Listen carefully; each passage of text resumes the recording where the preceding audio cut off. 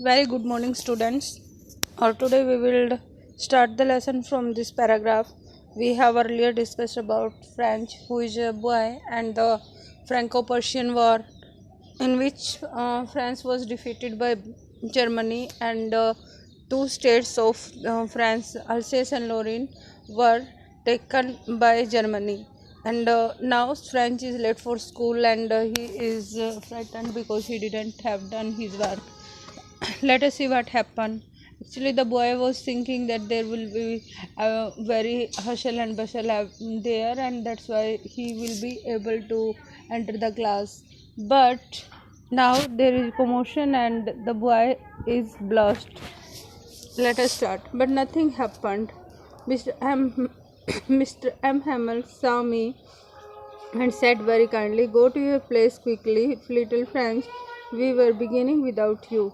यहीं से changes start हो जाते हैं। सबसे पहले जब फ्रेंच जो है एंटर करता है क्लास में तो बोलता है कि उसको लग रहा था कि एकदम से डांटेंगे और सब पता नहीं क्या होगा, लेकिन उसके टीचर क्या बोलते हैं कि कुछ नहीं हुआ। मिस्टर एम ने देखा और कहा, जाओ अपनी सीट पर और बैठ जाओ, और हम तो स्टार्ट ही करने वाले थे लेसन, तुम आए भी नहीं थे। ठीक है, तो अनएक्सपेक्टेड था क्योंकि उसके टीचर तो थे, ऑलरेडी बोल चुका है, क्रैंकी नेचर था और बहुत गुस्से वाले, रूलर हाथ में होता था और इतने प्यार से बात करना उनके लिए मतलब फ्रेंच ने बिल्कुल एक्सपेक्ट नहीं किया था।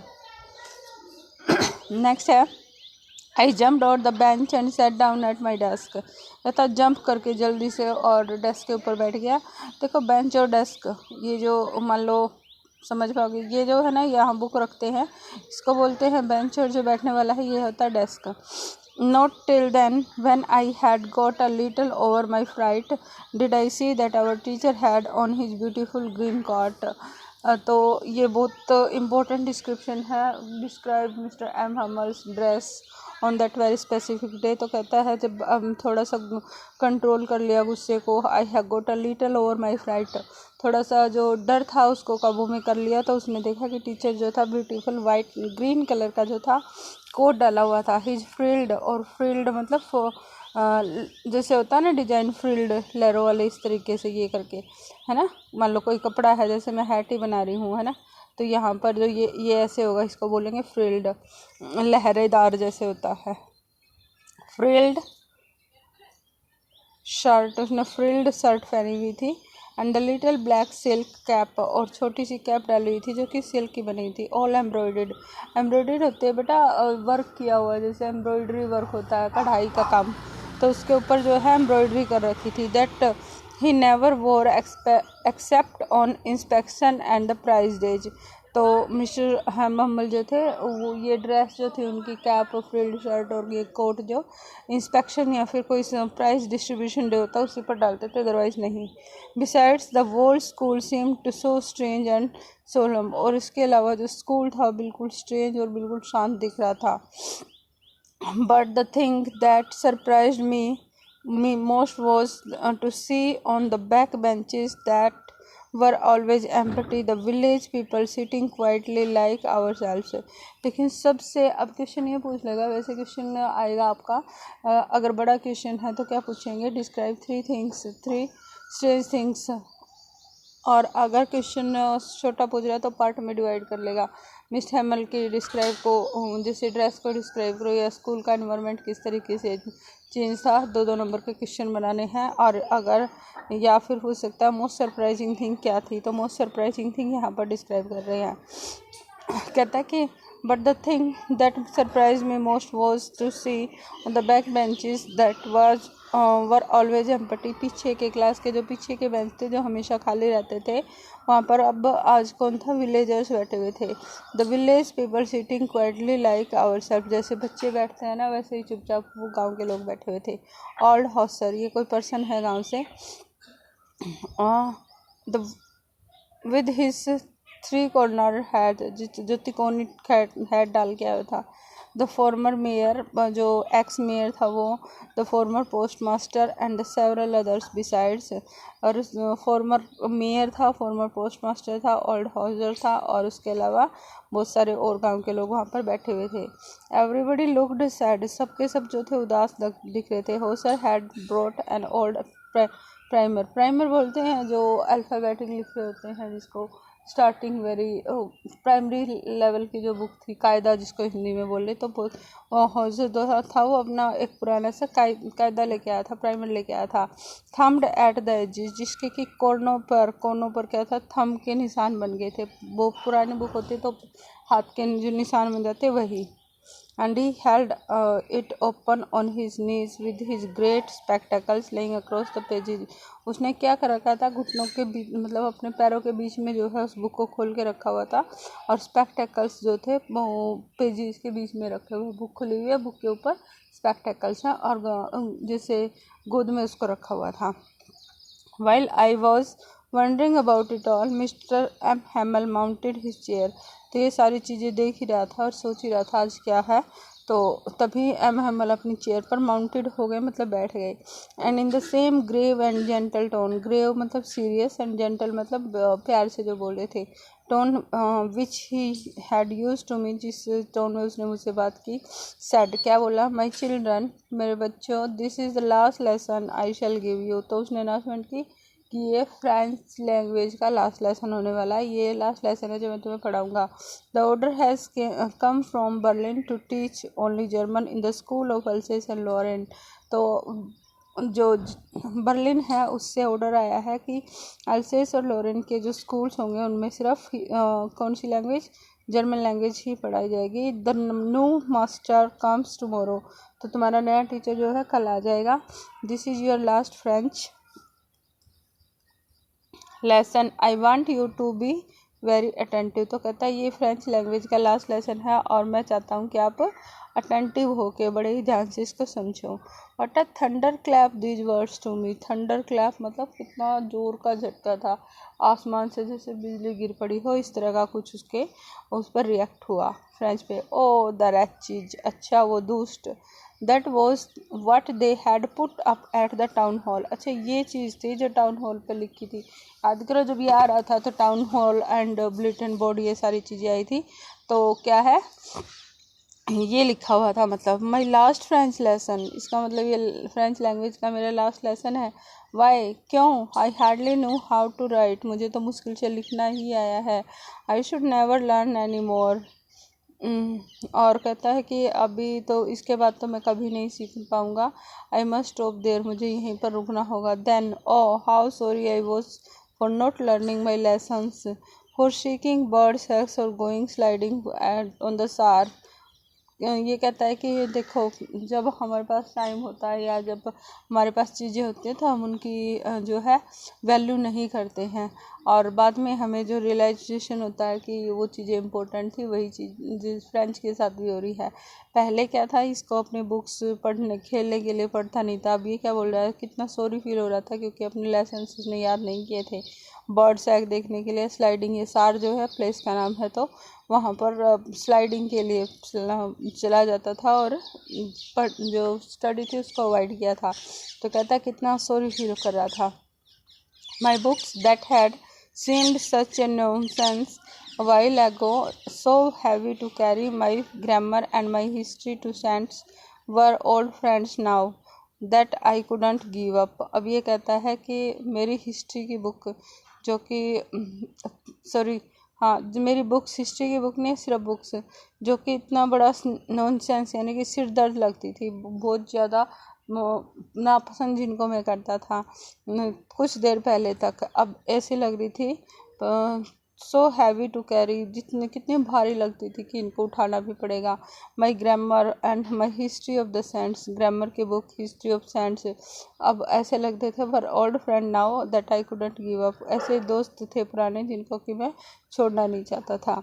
एंड एम हैमल टू, और मिस्टर एम हैमल जो उनके टीचर थे, the idea that he was going away, कि वो हमें छोड़कर जा रहे थे अब, that I should never see him again, और दोबारा उनसे कभी नहीं मिल पाएगा ये, made me forget all about his ruler and his cranky nature.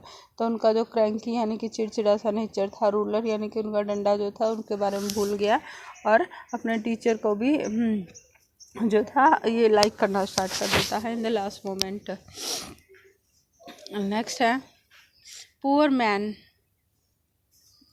It was in the honor of his this last lesson he had put on his find Sunday clothes. Sunday clothes means जो special cloth थे वो. तो कहता है अच्छा ये last lesson है, इसी के ऑनर के लिए, इसी के को रिस्पेक्ट शो करने के लिए जो है इसने अपने संडे क्लॉथ्स डाले हुए हैं. Now I understood. तो अब बात समझ में आई. Why the old man of the village was sitting there in the back of the room. It was because they were sorry too that they had not gone to school more, and it was their way of thanking our master for his 40 years of faithful service and showing their respect to the country that was theirs no more. तो कहते हैं कि अब वो question क्या बनेगा आपका कि विलेजर्स क्यों आए हुए थे. एक तो सरप्राइजिंग थिंग क्या थी, वो सरप्राइजिंग थिंग कि विलेजर्स बुक्स के साथ बैठे हुए थे. दूसरे क्या हो जाएगा कि वो विलेजर्स जो थे वो क्यों आए थे. तो 2 रीज़न यहाँ पर बताए हैं और इवन 3 लगा सकते हो. कि पहली चीज़ कि वो अपनी लैंग्वेज से बहुत मतलब अटैचमेंट थी उनकी, और उस लैंग्वेज को दोबारा कभी नहीं सीख या पढ़ पाएंगे इसलिए आए थे. उन्होंने अपनी भी स्टडी कंप्लीट, स्कूलिंग उनकी भी कंप्लीट नहीं थी. दूसरा 40 ईयर की जो सर्विस दी थी, faithful service Mister M Hamel की, उसको थैंक्स करने के लिए या ऑनर शो, रिस्पेक्ट शो करने के लिए. नंबर 3 आ जाएगा उस कंट्री के लिए जो कि उनकी अभी जो फ्री नहीं थी, जो किसी के अंडर जा रही थी, इसलिए. तो ये 3 रीज़न है. ठीक है. While I was thinking of all this, तो कहता है जब मैं इन सारी चीज़ों के बारे में सोच रहा था, I heard my name called. तो उसने सुना कि उसका नाम बुलाया जा रहा था. It was my turn to recite. अब मुझे लेसन पढ़ना था, रिसाइट करना था, दोहराना था. मतलब जो रूल्स ऑफ पार्टिसिपल्स दिए थे उनको बताना था सारी क्लास के सामने.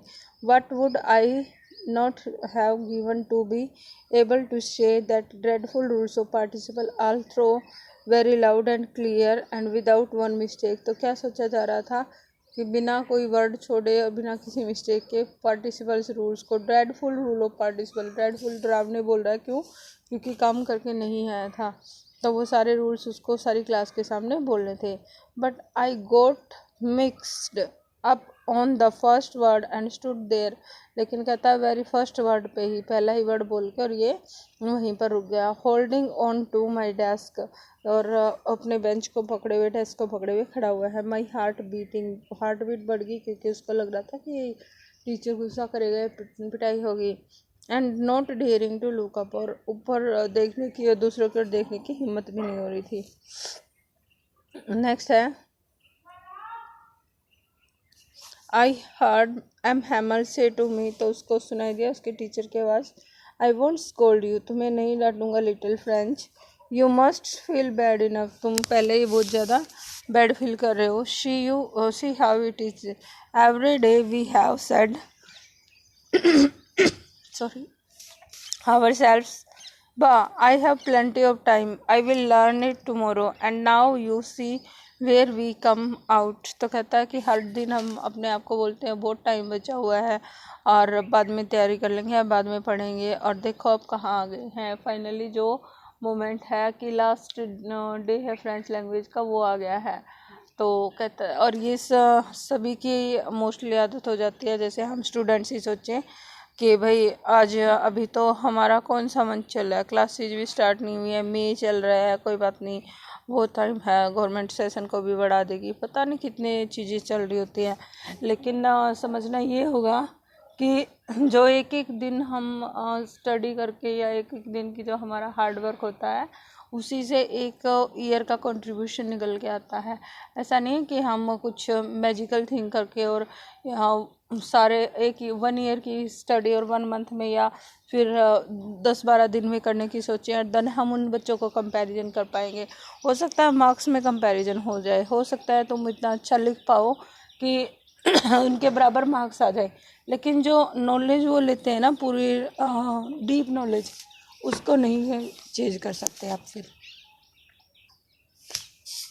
मतलब एक लेसन है या फिर एक स्टोरी है, ये ग्रामेटिकल पोर्शन भी बोल दें, राइटिंग चीज की थिंग भी बोल दें, हो सकता है कि हम उनके इक्वल वहाँ लिख पाएँ, लेकिन लकी रहे कि हमने जो पढ़ा है उसी में से आ गया. लेकिन एक बच्चा जो रियल में मेहनत करता है, जो पूरा साल सीखता है, वो इन फ्यूचर यूज के लिए भी गेन करता है। सेंटेंस स्ट्रक्चर हो गया, ग्रामेटिकल एरर्स होगी, या जैसे एक पैसेज है जिसके अंदर से मीनिंग को समझना है, तो all these things will be beneficial for the students who work daily basis. Slow and study win the race. Exactly, slow होने का मतलब ये नहीं है कि एक वर्ड पढ़ के छोड़ दो, लेकिन चीज़ों को डीप में समझना इम्पोर्टेंट है।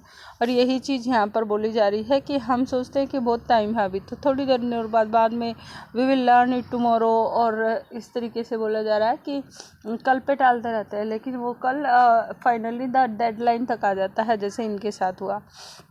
Now you see we where we have come out, तो क्या हो गया, कहाँ पर पहुँच गए हैं। और that's a great trouble with अल्सेस, और कहता है ये तो हमारी अल्सेस की भी प्रॉब्लम है। अल्सेस जहाँ पर ये लोग रह रहे हैं, इनकी state. She puts off learning till tomorrow, तो कहते हैं कि ये लर्निंग को टुमारो पर छोड़ते रहते, तभी तो डिफीट हो गए ना। अपनी जो भूल थी 2 ईयर से जो लड़ाई चल रही थी, उनसे नहीं सीखा।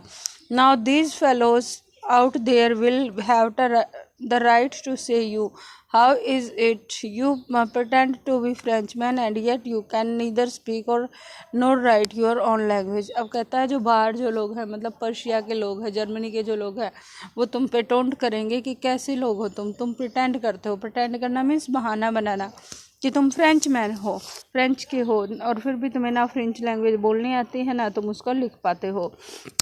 But you are not the worst, तो तुम उससे बुरे नहीं हो, मतलब सबसे ख़राब तुम नहीं हो। Poor little French, we have all a great deal to reproach ourselves. हम सबको बहुत कुछ सीखने की ज़रूरत है। तो कहीं ना कहीं चीज़ें जो दुखी हैं, एम हैमल अपने सारी जो एक्सप्रेशंस हैं फ्रेंच को और डांट नहीं रहे लेकिन समझा रहे हैं। Your parents were not anxious though enough to have you learn, तुम्हारे पेरेंट्स भी कुछ ज़्यादा वो टेंशन नहीं लेते, मतलब तुम्हारे पेरेंट्स भी केयर नहीं करते कि तुम चीज़ों को सीखो।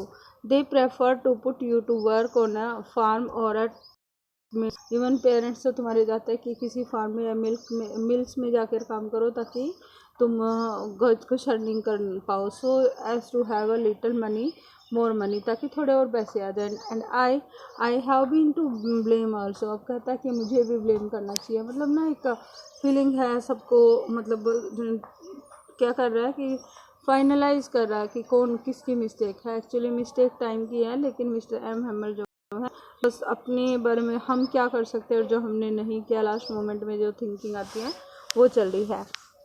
Have I not often sent you to water my flowers instead of learning your lesson? कई बार मैंने भी अपने फ्लावर्स गार्डन में वाटरिंग करने के लिए तुम्हें भेज दिया और लेसन्स याद करने के लिए। And when I wanted to go for fishing I not just give you a holiday, और जब मेरा फिशिंग करने का मन होता था तो मैं तुम्हें वैसे भी छुट्टी दे देता था। तो कहता है कि हर कोई रिस्पॉन्सिबल है। पहली चीज़, फ्रेंच ने खुद अपने आप को माना कि वो लेसन्स को, can you here this, everything is going down, let us continue. हाँ, तो अब ये बोलता है कि फिर सबसे पहले फ्रेंच ने कहा कि वो खुद रिस्पॉन्सिबल था। क्यों रिस्पॉन्सिबल था? क्योंकि बेटा वो खुद अपने लेसन्स को छोड़कर और स्लाइडिंग और बर्ड्स के एग देखने के लिए चला जाता था। फिर अल्सेस जो इनकी स्टेट है वो रिस्पॉन्सिबल है क्योंकि लर्निंग को टालती रहती है, बाकी सारे लोग भी। पेरेंट्स रिस्पॉन्सिबल हैं क्योंकि ये काम करना नहीं चाहते थे, मतलब ये नहीं चाहते थे कि स्टडी करे और ये अर्निंग स्टार्ट कर दे, ये चीज़ बोली गई है। उसके बाद क्या बोल रहा है कि जो मिस्टर एम हैमल है वो फिशिंग के लिए जाते हैं, वाटरिंग के लिए बच्चों को भेज देते थे। तो इस तरह से बोलता है कि सब जो है किसी एक इंडिविजुअल को नहीं बोलते, सारे के सारे मिलकर जो है इस सिचुएशन के लिए रिस्पॉन्सिबल थे। Then from one thing to another thing M Hamel went on to talk of the French language. फिर एक से दूसरी बात निकल कर एम हैमल जो है फ्रेंच लैंग्वेज के बारे में बात करना स्टार्ट कर दिया, saying that it was the most beautiful. तुम्हें डिस्टर्बेंस हो रही होगी, actually nature out of control होती है। हम यहाँ से स्टार्ट करते हैं दोबारा, ठीक है। हॉलीडेज तक पढ़ लिया है, उसके बाद नेक्स्ट में स्टार्ट करवाती हूँ। Till then take care and good bye.